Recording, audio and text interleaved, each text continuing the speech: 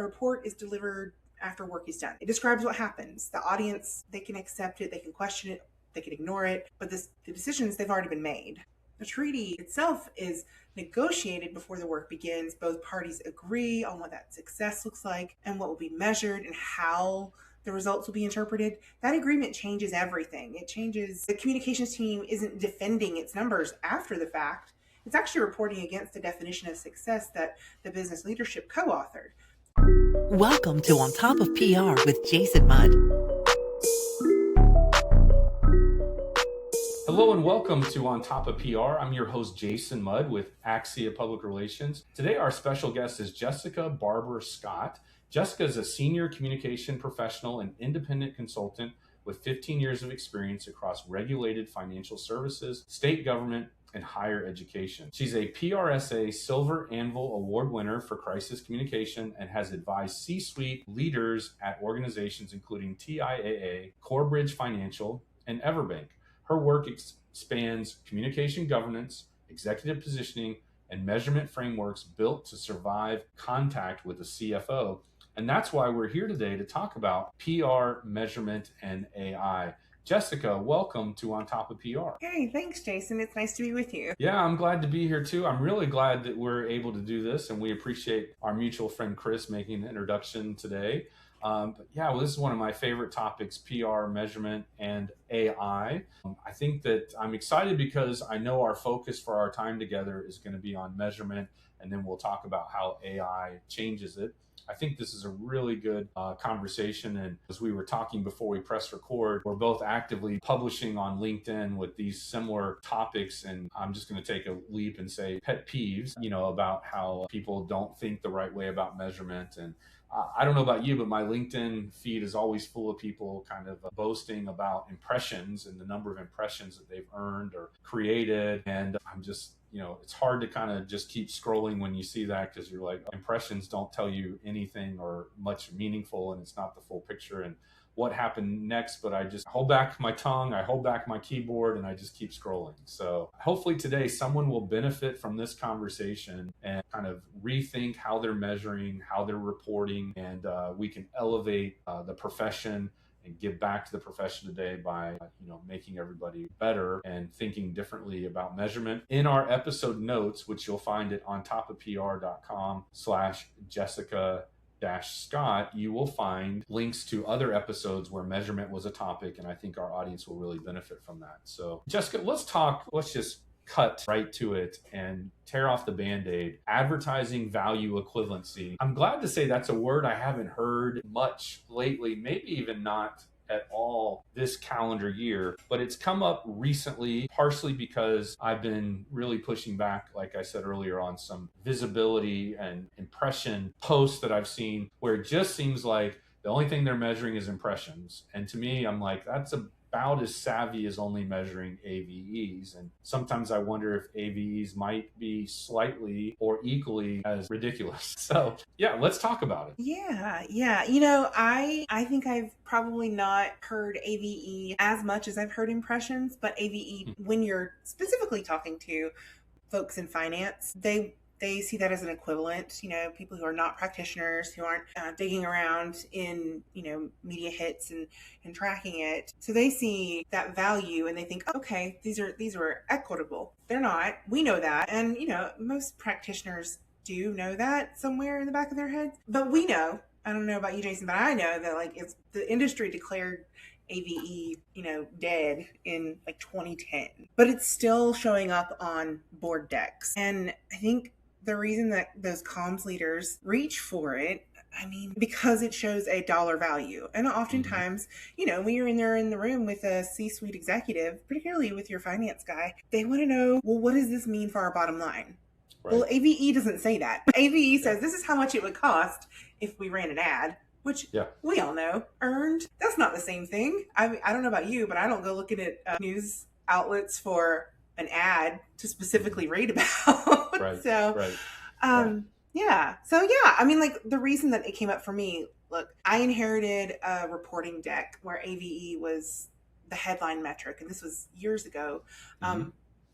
And it was this big font on the very first slide. And at first, I had kind of that same reaction you do when you're scrolling, right? Like, I kind of want to fight back about this. But instead, I took a second and said, you know what? I'm not going to fight this directly. Instead, I started adding a second slide, like right underneath it, where I translated into outcomes language rather than AVE. I think the same thing can happen there with impressions, right?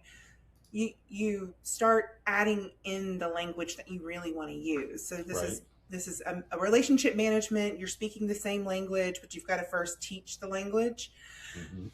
So, a couple of quarters in, there was someone in leadership who kind of pushed back and asked why the AVE number had gone down. Well, we know that was an opening for me to talk about how it hadn't actually gone down. It'd never been a real number, right? Like that. It's just what it would have cost. So I was able, in that instance, to retire the AV slate. Excuse me. I was able to eventually retire that AVE slide entirely. Right. Nobody noticed it was gone, and that silence actually speaks volumes for what real work that number was ever doing. So I always hear people say, well, my CEO, my CFO wants to see the advertising value equivalency. But I also think that sometimes that may or may not be the full honest answer. It might be just that's what they're used to seeing. So that's what they want to see. So I'll just share my story. When I was earlier in my career, I started Axie almost 25 years ago, and I believed in AVEs. And when I heard people get pushback back in 2000, 2002-ish or 2003-ish, I felt at the time I didn't really understand why they would push back. But I also knew that the practitioners who heard that and held on to that were often the ones who I felt like were not generating much AVE number, a very high AVE number. And just to spell it out, I think these people were not getting much earned media coverage for their client. And so then they were like, well, let's not look at advertising value equivalency because that's not a meaningful measure. And so I looked at it at first, my instinct was, okay, you're just using that as a crutch. You're parroting back a phrase you heard someone else say, when how else are you going to measure, PR? Now, 2002, we'll call it, the world has changed a lot since then as far as attribution, technology, tracking. I'm not even sure if Google Analytics was a thing back then, right? I'm not even sure that Google was the 800-pound gorilla yet, although it was an up-and-comer for sure. So my point is to say that times have changed significantly. And, I'm glad it has. We have case studies on our website today that talk about AVE still because it's a little dated, but it's still really good work in campaigns that we did. We've got case studies on our website today that talk about impressions because as you and I talked about before we press record, there's a lot of environments where it's really hard to go deeper, whether that's control, whether that's technology, whether that's just overall business savviness and willingness of a corporation to give access even to their own marketing department, much less to an outside agency. So we've got a lot to work with here, Jessica. You're right. We do. We are in an environment that is rich with data, right? It's just having access to the data. And part of that is a trust build, right? That you've got good relationships across departments, that you've got good relationships with the people, the keepers of the data, and building that out, and showing them the value of that shared data. It benefits everybody. And I mean, as you think about it, what we're reporting out when we start talking about earned media and impressions, sure, we can talk about these big, huge, we got 1.5 billion impressions. Great. What did that actually do? And that's where I actually, and I'm sure you do this too, where you start thinking about, okay, well, rather than just the impressions, what does that 3-tier climb look like, right? The outputs, the outcomes, the impact. What does it actually look like? And I think one of the things that practitioners get a little scared, a little nervous about is that as you go through those, that number gets smaller. But as the number gets smaller, the work gets more credible, right? I think about this retirement equity campaign I did a while back, and I was trying to tell this story about impact, and I actually had a choice between sharing a Today Show placement, like Today Show, and then there was a smaller piece in a parenting publication by a well-known economist writer. Now, most people would go, oh, the Today Show was the obvious output win, right? I mean, of course, but I chose the smaller placement to tell the story because it reached women at the exact life stage where retirement planning decisions get deferred or skipped, the outcome level thinking there over the output level reach, it changed the conversation. Mm-hmm. And so, I full transparency, I didn't have the impact layer data to like close the loop on that one. And that is where that gap is kind of part of the point of this conversation, at least, is that most communicators aren't even getting that far. And so thinking about that measurement, especially when you're telling the story, because listen, we are storytellers, right? We're using the data, we're using it to tell the story of what we're doing and how it's impacting our organizations. You got to have the data to be able to tell the story. So, Mm-hmm. yeah. Yeah. Well, I like how you're describing basically using discernment and a little bit of, for lack of a better word, like a strategy to approach your media relations. Because this is another thing that kind of gets me on my soapbox, is this idea of like explaining to a client or a leader the difference between a publicist and a media relations professional or a trusted advisor, right? So publicist is looking to be anywhere, everywhere, all the time, and probably subscribes to there's no such thing as bad publicity, and there's no such thing as overexposure, where frankly I disagree. And so I like to ask jokingly those individuals, okay, so you want to make sure you're getting the most media coverage you can. I'm like, well, then let's go mess something up really bad. Exactly. Or the CEO is like, we need much more visibility and we need guaranteed media coverage. I'm like, okay, so you can jump off a building, or you can shoot somebody, or you could steal some money or something and rob a bank or get arrested. That's the kind of thing I can guarantee you headlines. Absolutely. And I know that's not what they want, but I try to use a little humor to break the tension and then try to express to them that there are other ways we can go about doing it. And the idea and the bigger challenge, as is that a lot of companies, and even the companies, for example, that you worked at, they're never going to be as newsworthy as Coca-Cola, Disney, Nike, etc. And there probably wasn't a beat writer waiting for you guys to post something on the wire. Like I've seen other people work at a big company, and they're like, oh, if you want media coverage, you just write a news release and you throw it on the wire and the phone rings. I'm like, yeah, that works great if you're a Fortune 100. But anybody else than that, you got to do it. There's more work involved here. I'd even push back and say that even in the Fortune 100 these days, with the state of media, if you think about it, it is so, they are operating on such limited resource, limited bandwidth, right? So the fact that there are still beats is kind of amazing. But even then, I feel like it's not necessarily just the silver bullet of, oh, put it on the wire and we'll get the calls. And I've always joked, like, you have those folks who come to you and say, oh, just put it on the press release and they'll call you. Or can't you just pick up the phone and call, like the New York Times? And I'm like, you really don't want me to do that. That's not a thing that you want me to do. And here's why. And so I'd even say we just have to be strategic whenever we're thinking about placements. And really it is about impact and being able to show, hey, this doesn't, from the outside, might not look like a huge win, right? The Today Show, wow, that's huge. It is huge. But how much did you see an impact in your business? Whenever, compared to that smaller, more targeted publication, because we were targeting that audience. That's who we wanted. Yeah, they were both probably watching. There was overlap. But where's the impact to your bottom line? So Jessica, I'm eager to jump into the next step, which is talking about what we're calling here a 3-tier climb of outputs, outcomes, and impacts. Before we go further, let's define that for this 3-tier climb for our audience. Let's use examples to make an example, pick one example and walk through that for our audience so we're all on the same page. Yeah. So if you think about it, most dashboards stop at outputs and then they kind of dress them up with font size, right? Big number, bold, typeface, slide 1, done. Outputs are real. They're impressions, placements, it's reach. They measure something, right? But they don't measure whether anything happened because of the communication. So that's outcomes. But outcomes aren't the same as asking, did the organization's situation actually change? That is impact. So outputs, which was your first question, explain the difference. Outputs, what we produced. In my example, the Today Show segment. 2.4 million impressions, 47 placements. Outcomes, what shifted in the audience, awareness, consideration, intent, behavior. Impact, what changed for the organization as a result. right? Cost avoidance, market position, public trust. And when you're thinking about a conversation with the CFO, those are the things that actually track. So I know I gave you the example of that retirement equity campaign. Mm-hmm.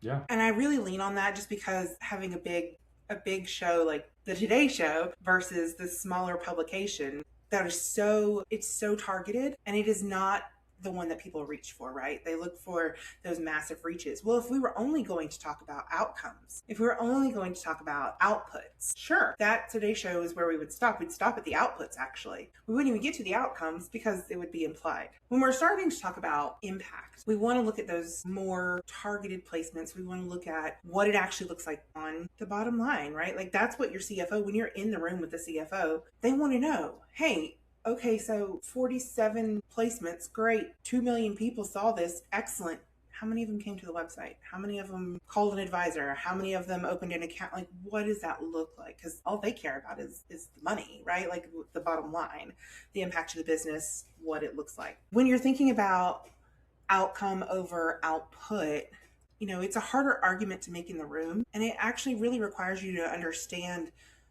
the audience that a campaign is trying to move to reach, not just the one that's going to look impressive. So I'm not sure if women who read the piece opened a retirement account, right? That I don't have that information. And that's kind of one of the reasons I started writing about this, was because I find in my career that having a really good relationship and understanding of a campaign, and then understanding of what the bottom line looks like down the line, it helps me tell that story, right? Because it's not the whole story. There's a gap. It's real. It is not unusual. And so we don't often get to the impact layer as communicators, right? Sometimes the data isn't there. Sometimes the relationship with the team tracking it isn't there. Oftentimes it's because we don't ask for it. So knowing why you made the call, being honest about what you can and can't measure, it's still better measurement than a slide full of impressions at a 72-point font. And that's kind of where this whole idea started, right? It's not a bug. The numbers are getting smaller as the work gets credible, right? It's not a bug. Or it's like a workflow, right? You start at the top with maybe the impressions, right? So you're going to get a lot of impressions at the top level. And then as the funnel moves down, you're going to have people that didn't click through, that didn't say, that didn't click follow or subscribe or, engage with your company beyond hitting the homepage. You're going to see other people who might have dug in a little bit about your services or your product. Maybe they even added some to the cart, but then they abandon the cart or they don't come back. So, I think that's the simplest way to explain it to our audience here. And I think at the end of the day, what's important is that they realize that, and this is my other soapbox, is getting media coverage is not a result. And a lot of people will post about, man, I got a great result for this client. And it's typically, I see it on LinkedIn where, I think they have the best of intentions of promoting the good work they do, and they're excited about the good work that they've done. But getting your client in a article or a feature story or a mention or a quote is not a result. It's an output of the work and the effort that you made. And it's a good start to the campaign. But like you said, what happens next? What did that audience do? What did they learn? What did they do? And did they support your organization? And in fairness, it may not be an action that they took that same day. They may not even take an action that month, but it's planting a seed of the long term. And that's honestly what makes it so hard to measure, especially something like PR, is the impression you make. And this story just popped in my head, so I'm going to share it real quick. A client we have today, literally 15 years ago, called me one day and said, hey, I'd like to take you to lunch. You've got a great reputation, whatever. And so we went to lunch. And he told me, he's like, look, I'm an executive vice president of this company. One day I'm going to be in a position where I can hire a PR firm, and I wanted to get to know you because you've caught my eye and I'm thinking about you and your PR firm, when I get in that position. And I said, great. We went to lunch. It was a great conversation. We're about the same age. I enjoyed the conversation and just kind of moved on with my life. And, many years later, 15 years or however long it was later, I get a call from his marketing chief or vice president. And she says, hey, this guy has great thoughts about you. We're looking for a PR firm. He wanted to make sure we got connected.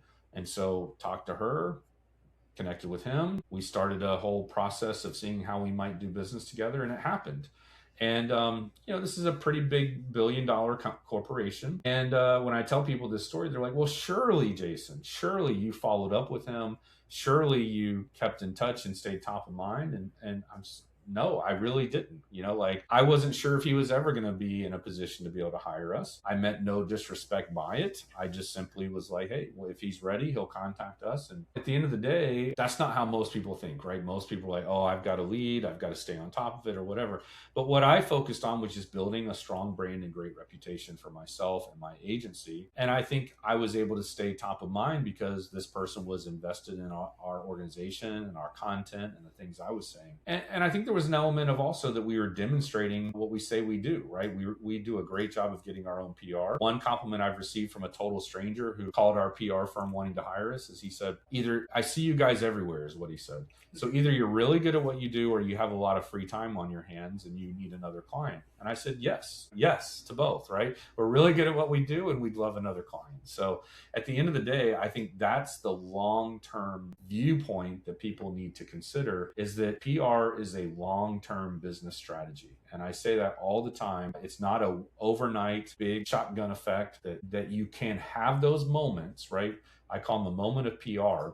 But what we really need is an ongoing situation where to our buyer we feel, or to the buyer we feel omnipresent. Just like in real estate, right? It's location, location, location. In PR, in marketing, and advertising, I say it's frequency, frequency, frequency. So I can tell you from experience that if you stay out of the radar of organizations, they will forget about you. And so, thank goodness we're in this modern era where we have a lot of technology and a lot of capabilities at our fingertips. It's a blessing and a curse because, you can easily misstep and overwhelm your audience. But as we're walking through this 3-tier climb of outputs, outcomes, and impacts, I think a funnel is a good way to look at it. And that explains why the numbers get smaller as the work gets more valuable, credible, and meaningful. And I think, as you said earlier, and I think you said this very well, it's really important that you educate the CFO or the CEO, and they may be using levers and measurements or factors that aren't as relevant or aren't as solid as they once thought or someone previously impressed them by or looked at. And while we're talking about it, if I'm giving advice here to our audience, the one thing I would say is measure PR quarter over quarter and year over year to avoid the seasonality of, the slow month perhaps of December, or maybe it's a slow season in December or January for your business. And instead just look at it quarter over quarter because, like I said, PR is a long-term business strategy. I tell our clients all the time, if you're not looking to do this for at least a year, then let's have a conversation about why you're not willing to do it for at least a year and why, and maybe we shouldn't do this at all. Now, that doesn't mean I want to lock them into a 1-year contract, right? In fact, it's quite the opposite. I don't mind giving them a 90-day out at any time for any reason. What I'm looking, though, is to make sure they understand that in the reputation building business, Warren Buffett said it takes 10 years to build a reputation and a few minutes to lose it, right? Mm-hmm. Yeah. Absolutely. You and I both know that. Yeah. from experience, I'm sure. So you're doing a great job. You're doing such a good job. You're transitioning a little ahead of us, which I like. And you mentioned build the framework backwards, right? And so it's a common measurement mistake you've said with pulling information and working forward. So tell us more. I mean, I think you said start with the business objective, right? And let the metric earn its place. I'm a big believer in, and this is a common thing I'm sure you see, Jessica, a comm department, a PR department, marketing department, they're like measuring their own stuff that no one else is measuring, that no one else is paying attention to, and no one else cares. So shout out to AMIC, who is the foundation of communications measurement globally, and they're the organization we follow at our agency. But, I learned early from our involvement with their association that measure what the organization is measuring, figure out what the CEO and CFO are tracking, and then align so that you're talking the same language, speaking the same language, and presenting the same content and measures as that audience is doing. And I think that's really the important thing here is you're calling it build the framework backwards. And I like that. We actually start at the beginning by aligning that what are the business objectives, make sure the communication, public relations, marketing, storytelling objectives are the same as what the overall organization is working towards. So you're in lockstep with every other department and every other organization. instead of, whether it's AVEs or impressions, reporting something back. I don't think I've ever heard a CEO on a quarterly earnings call tell shareholders about the impressions that they created or the AVE they created. What they want is market share gained, efficiencies, and other things like that. And if PR is out there speaking a completely different language, that's why you're not valued as the trusted advisor that they're looking for. Yeah, I think I used this term in the terminology about a treaty, right? Like, Yes, I like that. right, framing, because it's an agreement that you're all coming to. It's coming to the same language, using the same language, and understanding, hey, we have these same objectives, same goals. And I like the way that you said that about making sure you're measuring the same things. It does not make sense not to measure those things, right? Because that's going to show success, especially to folks who aren't in the trenches of communications. When I say building backwards, it means starting with what your organization's already measuring and not what you think they should care about, right? Which, as PR people, as comms people, we often we know what we know, and we often, it's very easy for us to go, well, you should really know about this. They don't care about it. They care about the bottom line, right? Like you said. So building the bridge from the metrics that they're already using into communications activity, that's the bridge that your framework is. Your framework is the bridge.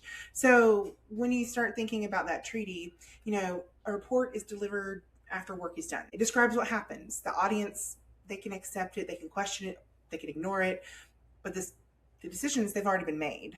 The treaty itself is negotiated before the work begins. Both parties agree on what that success looks like and what will be measured and how the results will be interpreted. That agreement changes everything. It changes. The communications team isn't defending its numbers after the fact. It's actually reporting against the definition of success that the business leadership co-authored. So as you kind of go into campaigns or into budget seasons, before anyone's invested anything, I feel like that's the first place to start. An example of this is, let's say you're in a financial services company and the business objective for the year is increasing retirement plan enrollment among employees who've never contributed, right? So the CFO tracks enrollment rates by segment. The benefits team tracks it, and it shows up in a board reporting. Most comms teams would launch an enrollment awareness campaign and then report, we generated X impressions. Why? Maybe we did this many media placements and we did this many social engagements. Leadership nods. Nobody knows if the campaign works. Building backwards, you sit down with the benefits team and whoever owns that enrollment metric.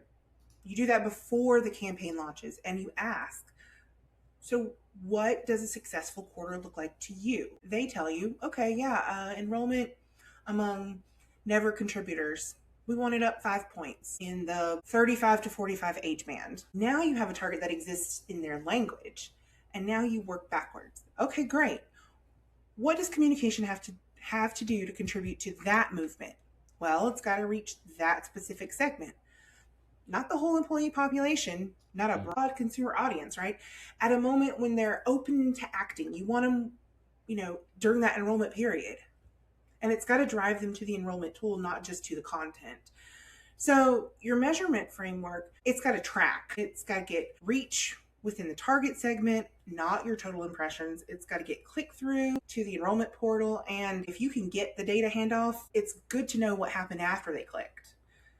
You're not measuring communications activity anymore. You're measuring communications activity against a business metric that the CFO already owns. And so that's what it means to speak the same language. You're not translating your metrics into business terms after the fact. You're agreeing on those business terms first and then designing measurement to connect them. And it can feel uncomfortable, especially communicators, PR practitioners. That treaty conversation can feel uncomfortable at first because it requires us to commit to something before we really know what the results are going to be. But that's the point, right? It's also the thing that earns you a seat at the table next time the budget decisions get made. Right. You're the person who showed up with the shared stakes, not just a slide deck. Yeah, and kind of you're making me think of an uncomfortable truth that I've seen people talk about online, and that is CEOs have a responsibility to maximize profits for shareholders. That's the job of a corporation, is to maximize profits for shareholders. Now, some will say, no, a company should do more, like be a good corporate citizen and make a quality product and all of those things. But that's the reason why we're talking about a corporation instead of a nonprofit, right? And so a CEO's role is they have a responsibility, not the responsibility. They have other responsibilities, but it's ultimately to maximize profits for shareholders. Now, again, some of you won't like that expression, but let's assume that it is true or part of their role. And therefore, if we are public relations practitioners, how do we speak a language that the CEO values how we're helping them maximize profits for shareholders? Well, the best way to do that is not the altruistic, well, we've got a bunch of impressions and people feel good about our organization. It's demonstrating how PR can align with what the CEO needs to not only keep their job, but keep the shareholders happy, which ultimately means a healthy, prosperous, for profit organization. And then if you want, and so, the CEO is definitely concerned about reputation. He's definitely concerned about liability, or she's concerned about exposure in the marketplace. But a lot of CEOs get promoted from being either in sales or in finance or accounting, and they're CFOs beforehand. So your CFO and CEO are not two different audiences. They're just looking at this from a different perspective. And in our experience as a PR firm, CFOs typically love us because we try to align with these measures, right? We're not coming to them talking about AVEs and impressions. We're talking about how this helped them save money instead of going about it with a less efficient vehicle like advertising, or in some cases, certain types of marketing that really help us deliver for them the value and show them the efficiency. But if you're not measuring, you can't do that. And so PR moves when you measure it properly, and you're successful from a nice to have, right? That, okay, we feel good about this, and how we look from a PR standpoint, to a must have, right? Into that long-term strategy. One of our longest term clients that we ever signed was wanting to hire us, but they couldn't get the approval from the CEO and CFO. Well, this was a global billion-dollar corporation. They sponsored a golf tournament. The CEO and CFO were in a golf foursome. They have two of their clients with them, or friends. I think it was friends, and they look at the bag, the swag bag, the golf bag from the tournament that our client's logo was on. And at some point during the round of golf, somebody said to the CFO or the CEO, I think it was the CFO, the guest said to him, well, who's this company anyway? I've never heard of. And the CFO is like, I work for that company. Like, how do you not know the company that I work for, and you're my friend or my neighbor or whatever he was? And immediately after that golf tournament, the marketing, or the chief marketing officer, got a call saying, whatever that PR firm wanted to charge us, let's hire them, right? And so that worked out great for me. But I think it's an example of the pain point that you have to have management experience in order for them to see the value of the work that you're doing. So in that particular case, this company was a holding company. They had a lot of brands that were more well known in a niche, but for lack of a better word, the ego of the leadership team wanted people to know how big of a deal the company was they worked. Yeah. Different conversation, right? Like, that's a different conversation. Yeah. So you've got 4 moves that change the CFO meeting. I'm probably most excited about this part of our conversation. Yeah. I mean, listen, these are things that when you say them out loud, they don't sound earth shattering, right? Like, it feels like common sense, but oftentimes, again, we're PR people. We walk in either overselling or apologizing. And that's not the dynamic you want when you go into that meeting. So, as I've kind of already said, bring smaller numbers on purpose. It's a smaller defensible number that's going to earn trust more than an inflated one, right? You got to translate to their language before you walk in. You got to reframe in terms of the CFO and what they're already tracking, right? That cost avoidance, the share of voice. You want to do that instead of leading with those reaches and impressions, because that's not their language. You got to show the miss and not just the win, right? You bring a metric that didn't move. Explain why. If you walk in and say, oh, everything is coming up roses, it's all daisies, it's all, it's all good, that doesn't read as honest. In fact, it often either reads as, you are purposefully distorting the numbers, or just incredibly lucky. And neither of those does anything to build trust, right? And then you want to tie any ask that you have to an outcome and not the department. This outcome costs this much to sustain, not comms needs more budget. Okay, well, why? Well, if we want to do these things, this is how much it's going to cost. And honestly, bringing those 4 moves changes the whole dynamic. It's a conversation where you're in partnership, where you are building trust, where you are laying the groundwork for future conversations, where you are sort of putting that trust bank, you're building and depositing into that trust bank so that later, when you want to have a larger campaign, when you want to take maybe an experimental leap on something, you've built the trust. And it also gets you invited to the table, and your voice is respected, and you've got the ear of the people who are writing the checks. Yeah, I really like that, the way you position that. And to be honest, I wasn't sure where you were going at first, but I think that makes a lot of sense. So you're not asking for a department to receive more money. You're asking for an investment, and that's the word I like to use, is not budget, not cost or whatever, but investment. So if I heard you correct, I think what you're saying is you're asking the organization to make an investment in getting a additional outcome, value, and hopefully a result on behalf of the organization. Yeah, I mean, you are literally saying this outcome, the thing that we're seeing, it costs this much to sustain. So if you want this, we have to invest is the right word. We have to invest to sustain it or to grow it. If that's the case, then you need to come with the numbers or get the numbers to say, okay, if we want to grow this, it's going to cost this much. And oftentimes that's going to be more than it costs to sustain. Not always, but usually it's a little more to grow something. Well, it's always more upfront, right? Always. And then, maintenance becomes a little bit easier. So, just like, I don't know, you buy a car, right? You don't expect to have to maintain the car at the higher price than you originally purchased it, unless it's not a new car. Then that can certainly happen. But yeah. So, all right, I want to make sure I didn't miss anything. So the 4 moves that change the CFO meeting. Can you walk us through what those are? So bring smaller numbers on purpose. Okay. Translate into their language before you walk into the meeting. Sure. Show the miss, not just the win, and tie the ask to the outcome, not the department. Okay. Love that. And when you're talking about show the miss, this is very nuanced or technique driven, but do you lead with the miss first? Because that's how I do. I do. I think it's always good. I think we want to with a good feeling and not necessarily with something that didn't move. Not that it's bad. It's just not every metric moves, but having that, it's a juxtaposition, right? Like it's a bitter and a sweet. One makes the other more intense or sheds more light on it. You get more of an appreciation for it. I think starting with, hey, listen, it didn't work this way. This didn't do what we thought it was going to do. Right. We tried it, whatever the metric is, right, that didn't move.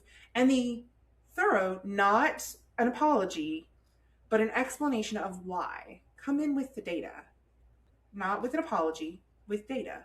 And then you move into, but here is what worked, and here is why. And again, this can't be all sunshine, daisies, and roses.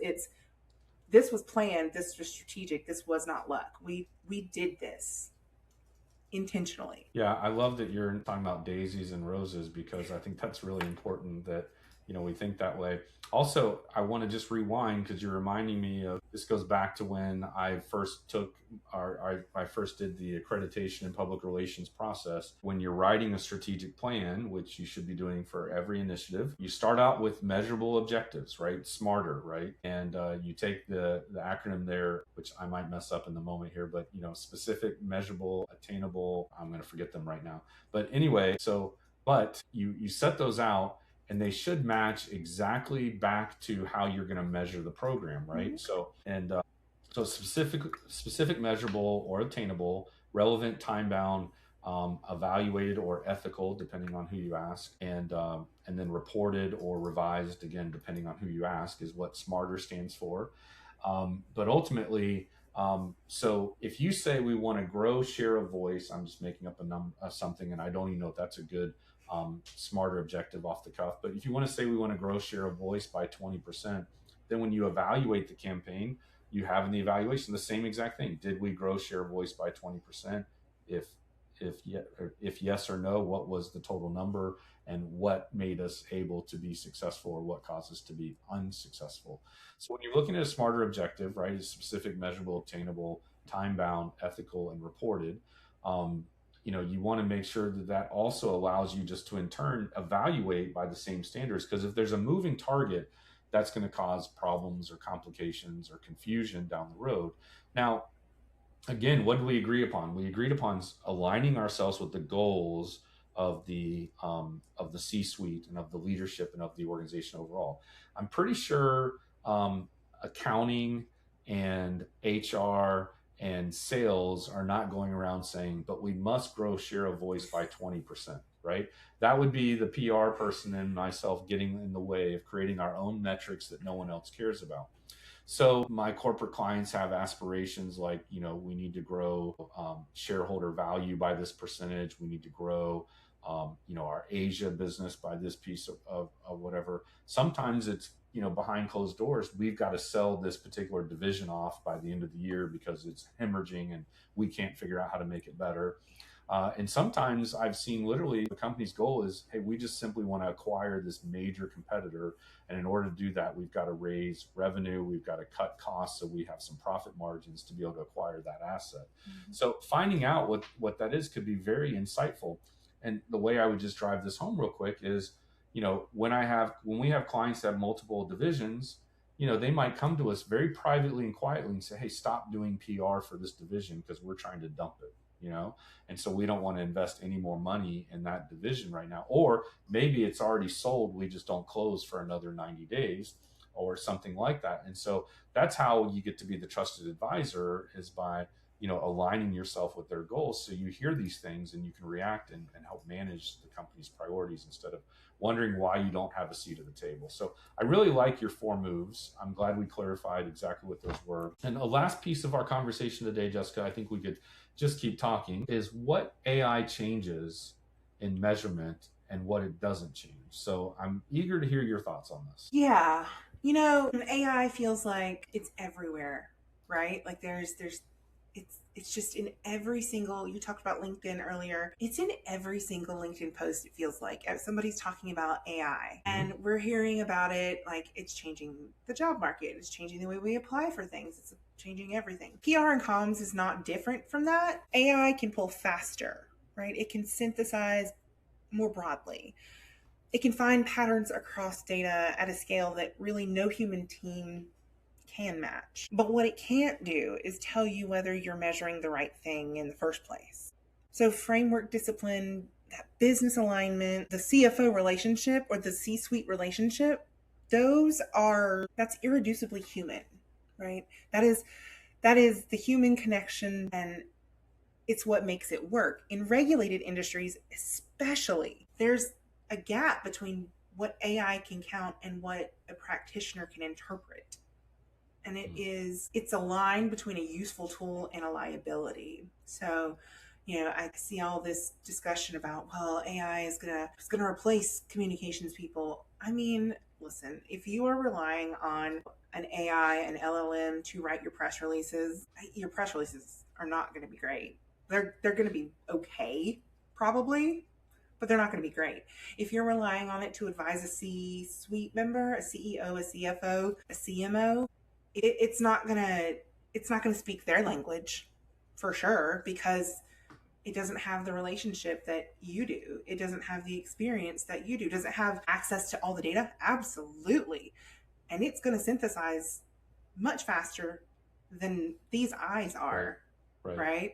But at the end of the day, and I feel like I'm just saying it over and over again, your experience as a practitioner, as a seasoned practitioner, is so invaluable in this time where we just have to take all this wall of data and make it so that it is consumable and it makes sense. Because honestly, if I walked up to anybody, but like if you walked into a meeting with a C-suite member and said, okay, here's this spreadsheet of all of this data, can you imagine? Like that CFO, that C-suite member is going to look at you and go, what do you want me to do with this? Yes, an AI doing that, it's giving them a wall of data isn't helpful. You've got to interpret, and that's the part that we play. Yeah, I agree with you. I think the other thing that should be said is the idea of taking your AI tools and training and developing them just like you would an employee. And the saying we've been saying for about 5 years now when it comes to AI is garbage in, garbage out. So the idea is that if you can train up your AI tools that you're using, you actually could get a fairly decent news release product out of them. But then what you need is a senior level or an experienced practitioner giving it another review just to make sure it's not gold. So it can be a great first draft, right? There's a chart that we've shared in the past, and I'll ask Ava to insert it into the episode notes here today. But it shows kind of like how leaders manage, and it also has been reproduced how to manage AI. And so the first 10% is investing in the right input, right? The right training, the right input, the right data, but mostly in my experience, training. And then just like you said earlier, the maintenance becomes the easy part. So you got to build it first by training it. So you do the first 10% up front. And then you let the AI do 80% of the deep work or the difficult work. And then on the back end, 10% should go into fact checking and verifying and improving and all that stuff. Now, here's the wrinkle, right? We all know that the last 10% take as long as the first 90%, right, to produce a really good product. But at the end of the day, that's the efficiency of using AI. It's not, your receptionist, your intern, or even your founder going into AI and say, create a press release, because you're going to get just that, right? But what we've done is we've actually taken the opportunity to say, okay, here are the top performing press releases that we've done. Here's top performing news releases that others have done. What is their commonality? Now, we already knew the commonality, but it was fun to put it into AI and see what it said. And then we build rules and we build instructions around it, right? And so, then we can have a news release generating AI engine that will help us accomplish just that. But, we don't start with, hey, just figure out a news release today, right? We go in and we say, hey, this has happened or this is happening, or we want to give commentary on this. And then we've got the tools and equipment to be able to do our very best work very efficiently. Talk about AI as if it's the intern that that you start with the intern and you're sort of building them and getting them ready to eventually become right your star player. And that's the way I talk about it. You wouldn't hand a big press release, a media statement. You wouldn't just take whatever the intern gave you and send it on to a local outlet, right? Same thing. Yeah. I've shared that same sentiment as well. But yeah, at the end of the day, it's an entry-level employee or an intern by itself. It's been educated, it knows some stuff, but it doesn't really know the practical application nor the ramifications of the work product. So, when I was an intern, I was pretty good, but I didn't know what I didn't know, right? They call that Dunning-Kruger effect, right? The Dunning-Kruger effect. It is one of my favorite things to talk about. Yeah, same. So, I was pretty sharp as an intern, but I was still an intern, right? And a rookie might be a great athlete in the NFL or somewhere else, or a freshman in college, but they're still a rookie or a freshman, and they need reps and they need wisdom, and wisdom comes from experience. So, yeah. That's right. Jessica, this has been a great conversation. I'm so glad we got connected. It's such a small world to find out that we literally live walking distance from each other and yet did not realize it. But here we are in the small world we call Earth, and in the profession we call PR. It was really great to have you. We're going to post episode notes from this episode at ontopofpr.com/Jessica-Scott. There you'll see a link to her LinkedIn profile where you can get connected with her. There you'll see the transcript and the episode notes and just some other valuable resources related to what we talked about here today. And so with that, this is Jason Mudd signing off from On Top of PR and Axia Public Relations. Thanking you for the opportunity to share some of our insights with you And ultimately, we hope that this episode helped you stay on top of PR. And if it did, please take a moment to share it with a colleague or friend who you think would benefit from watching On Top of PR. Be well. This has been On Top of PR with Jason Mudd, presented by ReviewMaxer. Be sure to subscribe so you don't miss an episode, and check out past shows at ontopofpr.com.